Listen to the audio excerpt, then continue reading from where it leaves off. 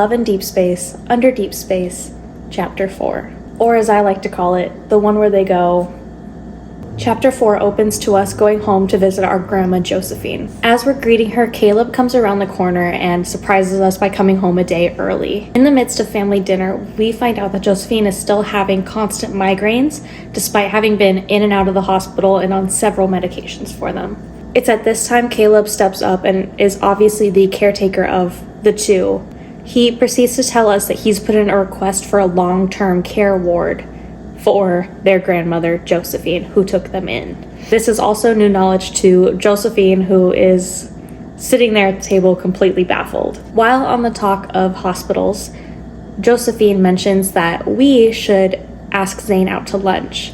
And I've actually never noticed a lot about Caleb. I think brushed him off because Caleb takes control of this conversation between us and Josephine and says, no, we should invite him here for dinner instead, not wanting us to obviously be alone with Zayn and having that kind of connection. In the background, the news informs us that there have been several explosions all around Lincoln that are suspected due to wanderers. Caleb tries to question us about it. Obviously, us being hunters, we would know things about what's going on.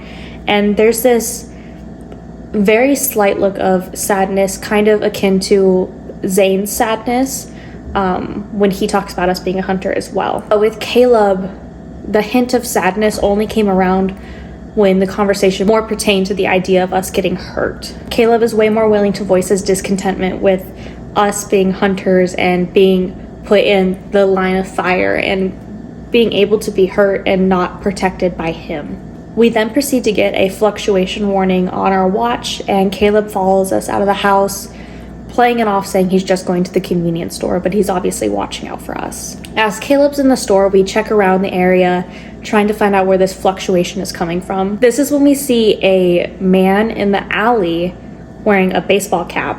When we see this man, our watch proceeds to let us know that the metaflux has increased in the area. We make our best estimated guess that he is the cause. Us being the stubborn hunters we are, we follow this man down the street knowing he's up to no good. And it's at this time we feel a stabbing on our arm and we realize he's using evol on us, and he clearly has some form of cutting evol or something like that. He turns around to us and just states, I don't have time for this. You're smart.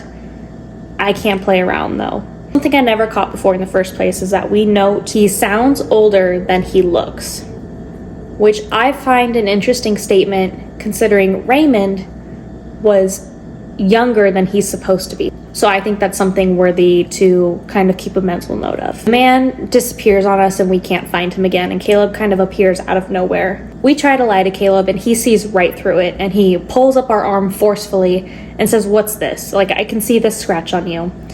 We tell him it's a cat, and he's like, well, maybe I should go find that cat and avenge you. In a very, through his teeth, in a very, I'm gonna go hunt this man down and end him. We rush after Caleb, telling him to calm down, don't do anything stupid.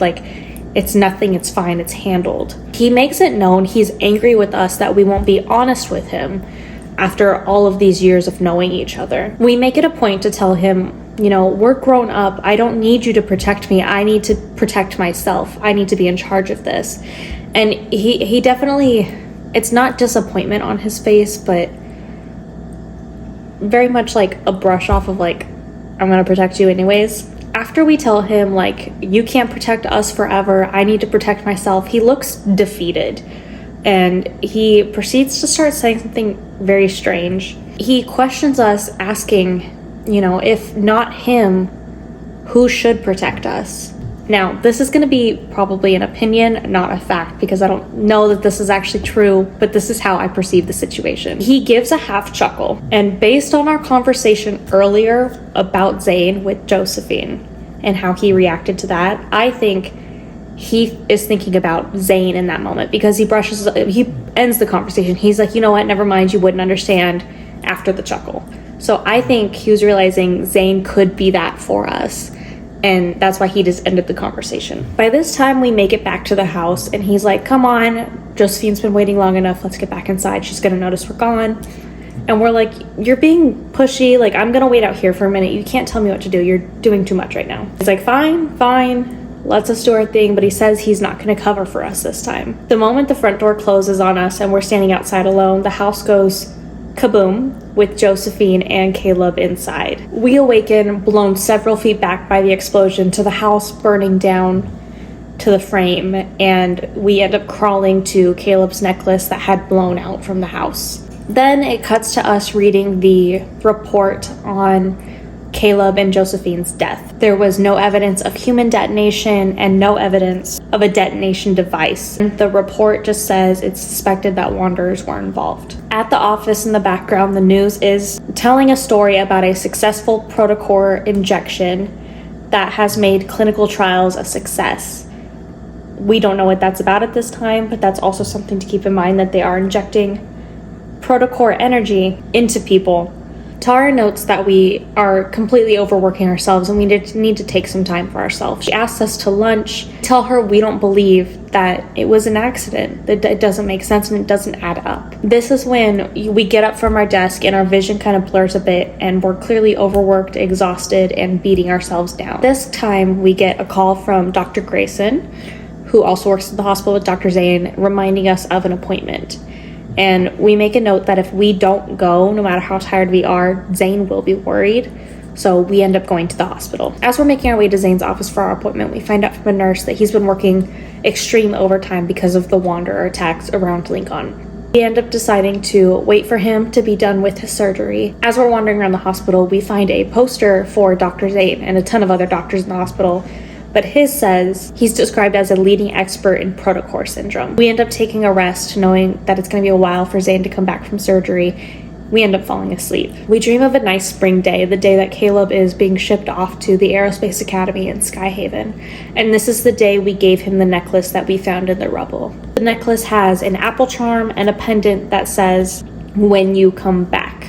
Foreshadowing, obviously. Something fun to know, if we do want to talk a little bit about foreshadowing, when he takes the necklace from our grasp with his evol, he uses his right arm and asks us to put it on him. And we say, "No way, don't you have hands?" And he says, "No, I don't." So I think it's just a little funny that's like, it's a little on the nose for foreshadowing now that we are going back to it. Or it's just a funny coincidence, which is probably more the case, but we can all dream. We awake in Zayn's office where he carried us in after trying to wake us up 3 different times, but we were just so exhausted. He gave up and carried us into his office and let us sleep. He's very unhappy that we are overworking ourselves, but we confide in him that we don't think it's an accident, and if we stop working, all we can do is think about Caleb and Josephine. And that's kind of the moment he flips on us and becomes softer.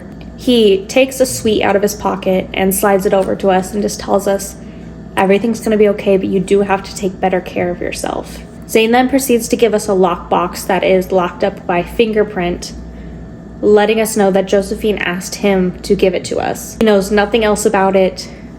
We open it and proceed to find a letter inside. That's when a wanderer comes out of nowhere in the hospital, which is not supposed to be able to be possible, and we defeat it together. After defeating the wanderer, Zayn's evol, which is ice, is completely out of control. It's crawling up his arm, and he tells us to back away and kind of calms himself down and seems to be able to gain control of his evol once again. We agree that we should leave and, go home to read what's in this letter.